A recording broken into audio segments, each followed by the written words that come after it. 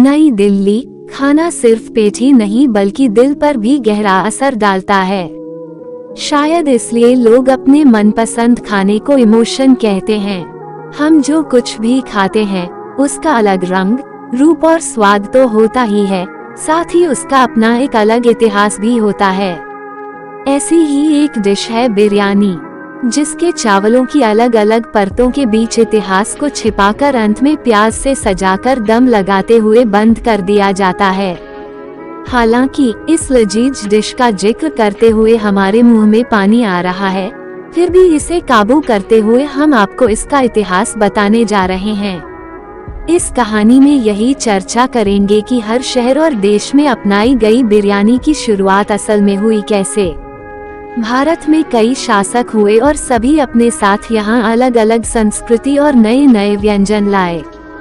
फिर चाहे तुर्क हों, अरब, फारस या फिर अफगान, यहाँ से आए मुस्लिम शासकों ने भारत में दावत करने की संस्कृति पेश की। भारत जिन मुगलई व्यंजनों के लिए दुनिया भर में जाना जाता है, वे 15वीं शताब्दी से लेकर लगभग 19वीं शताब्दी तक मुगलों के शासनकाल के दौरान बने। मुगलों ने खाना पकाने को एक कला के रूप में पेश किया और भारत को बिरयानी, पुलाव और कबाब जैसे कई मजेदार व्यंजन मिले। माना तो ये भी जाता है कि पारंपरिक रूप से मटन और चिकन बिरयानी के रूप में बनाई जाने वाली यह डिश उपमहाद्वीप में अरब और फौसियों की देन है। माना जाता है कि कई डिशेज की तरह बिरयानी का इतिहास भी मुगलों से जुड़ा हुआ है। हालांकि इस बात के कुछ ऐतिहासिक सच ये भी हैं कि मुगल शासन से पहले भी भारत में इसी तरह के चावल के अन्य व्यंजन मौजूद थे। 2 में तमिल में ऊन सोरू नाम की चावल से बनी एक डिश का जिक्र आता है। ऊन सोरू चावल घी, मांस, हल्दी, धनिया, काली मिर्च और तेज पत्ता से बनता था और इसका उपयोग सैन्य योद्धाओं को खिलाने के लिए किया जाता था। प्रसिद्ध यात्री और इतिहासकार अल बिरूनी ने मुगलों से पहले भारत के कुछ हिस्सों पर शासन करने वाले सुल्तानों के दरबार में पेश किए जाने वाले खाने का सटीक वर्णन किया है। इनमें मुगल बिरयानी जैसे चावल की डिशेज का भी जिक्र है।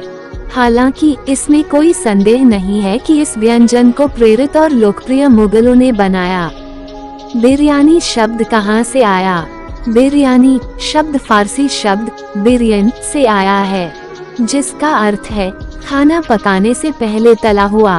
कुछ लोगों का ये कहना है कि बिरयानी ईरान, जिसे पहले फारस के नाम से जाना जाता था, इस जायकेदार डिश को लेकर एक दिलचस्प कहानी यह भी है कि इसे शाहजहां की रानी मुमताज महल ने 1593 ये 1631 ने पहली बार बनाया था, जिनकी याद में ताजमहल का निर्माण हुआ है।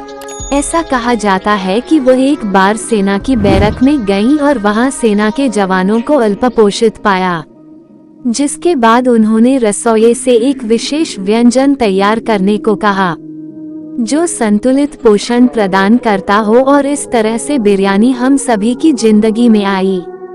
वहीं एक अन्य कहानी यह भी प्रचलित है कि जब अंग्रेजों ने नवाब वाजिद अली शाह को कोलकाता में अपदस्थ कर दिया तो कलकत्ता बिरयानी का निर्माण हुआ। दूसरी ओर उत्तरी भारत में छोटे क्षेत्रों पर शासन करने वाले निजामों ने हैदराबादी बिरयानी और अरकोट नवाब बिरयानी जैसे बिरयानी को क्षेत्रीय रूप देते हुए प्रोत्साहित किया। मुगलों की बिरयानी रेसिपी आज भी उन जगहों पर पाई जा सकती है जहां उनके साम्राज्य का दबदबा था। एक अन्य कहानी पर विश्वास करें तो बिरयानी को तुर्क मंगोल विजेता तैमूर द्वारा वर्ष 1398 में भारत लाया गया था। वहीं हैदराबाद के निजाम और लखनऊ के नवाब भी इस व्यंजन की सराहना के लिए जाने जाते हैं।